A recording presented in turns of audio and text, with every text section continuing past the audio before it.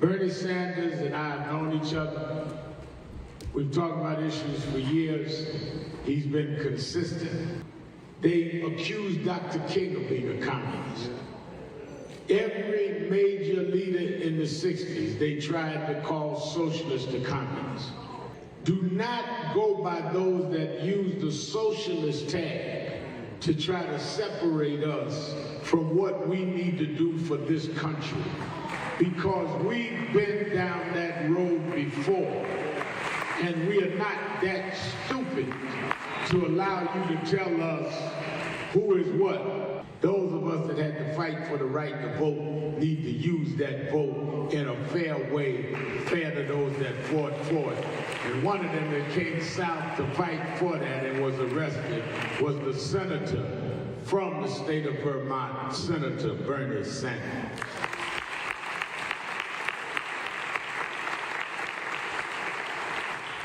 As Reverend Al kind of mentioned, I have been active in the civil rights movement for my entire adult life. I know that most candidates do not come forward and tell you about the times they were arrested. Probably not what you put on your resume. But I am proud to tell you that when I was a young man at the University of Chicago, I was arrested fighting housing segregation in Chicago. Took on the University of Chicago dealing with school segregation.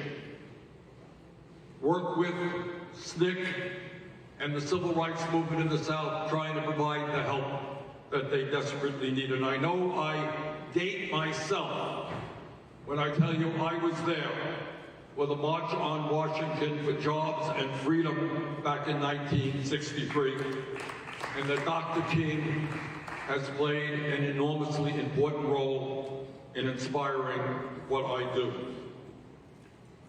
But it's obviously not just Dr. King's dream who we are trying to fulfill. It's people like Ella Baker, who played a pivotal role in the NAACP and the SNCC movement. People like Fannie Lou Hamer, the co-founder of the Freedom Democratic Party. Old enough to remember that? People like the Reverend Jesse Jackson.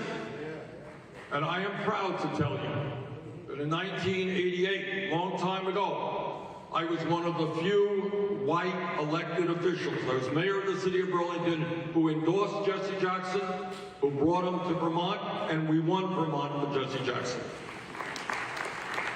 And I am very proud to tell you that I worked with the Reverend Al Sharpton for so many years on so many issues, and I applaud him for his courage. Let us go forward together. Let us defeat Donald Trump. Let us transform this country. Thank you all very much.